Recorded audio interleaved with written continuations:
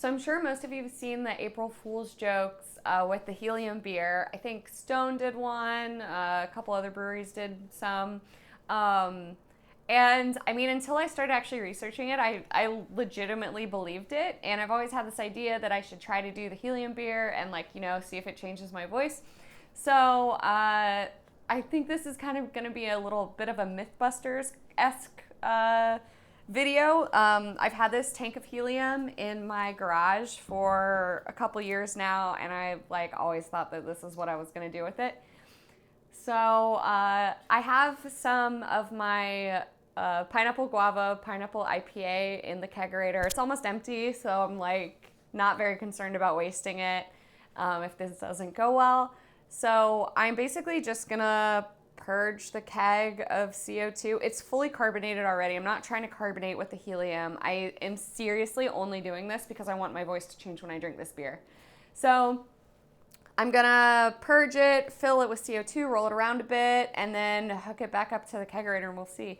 Apparently helium is not like dissolvable in water at all. But apparently neither is nitrogen, and you can still get effects of nitrogen in your beer when you do a nitro pour. So I think this might be a really fun trick, and if it, you know what, if it doesn't work out, then I'm busting the myth. So let's do it. So this is just a helium tank, pretty standard. It's like one of those ones you can get at like any party store. It's got the like normal, you know, balloon filler thing on it, and I don't know how full it is. I also don't have a regulator for it, so I'm kind of just gonna like wing this and like hook it up and see how much I can get out of it. I don't know exactly what size connection this is, but it's the same size as I use for my 3/8 inch tubing. So I already have my gas line that I use for my CO2 tank, and this fits right on.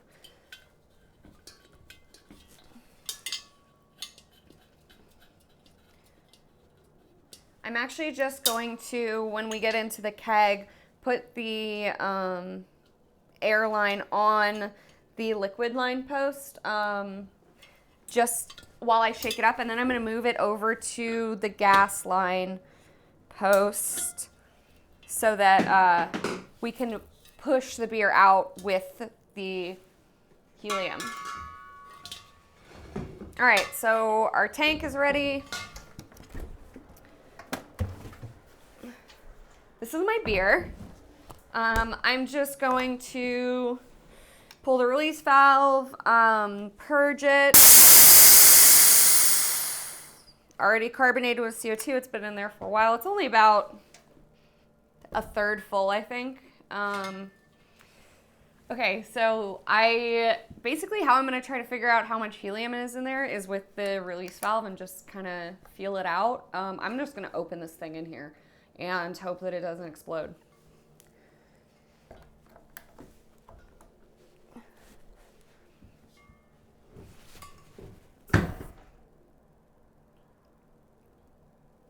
It kind of sounded like it was about to explode.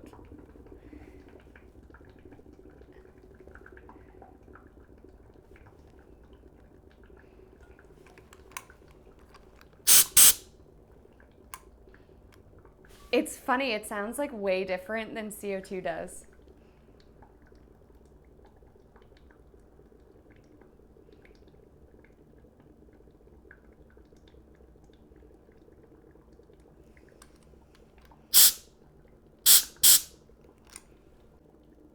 Okay, I'm gonna hope that's enough. I'm like really worried about exploding this keg. And I'm just gonna roll it around like we do a normal CO2 infusion kind of dealio. I don't know if this is gonna do anything. I have no idea. Honestly, I did a lot of research and couldn't find crap for like how to actually do this. All I found was like every article that purported to tell you how to do it was basically copied the, there's like some article on like one of the big brewery sites that's like, no, you can't do it. But I don't know. Gotta see for myself.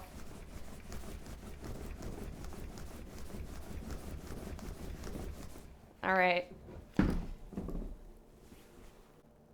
Okay, so I think that's fine. I shook it up for like a minute. I don't know if it's gonna do anything, but there's still a lot of helium in there, and now I'm just gonna go grab a glass and see what happens, I guess. Okay, so I hooked up my heliumed keg, and it is ready on this tap, and I guess let's do it. Um, um,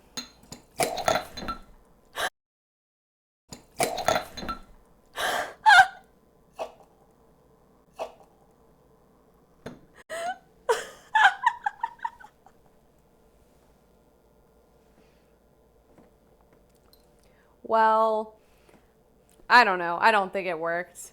It did mix up all the yeast in my beer. Ugh. And I now have a lot of cleaning to do.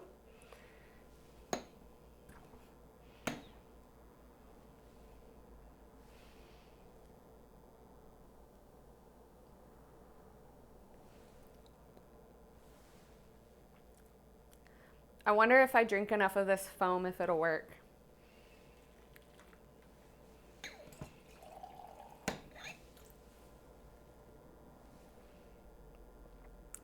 I don't think it's ever gonna work.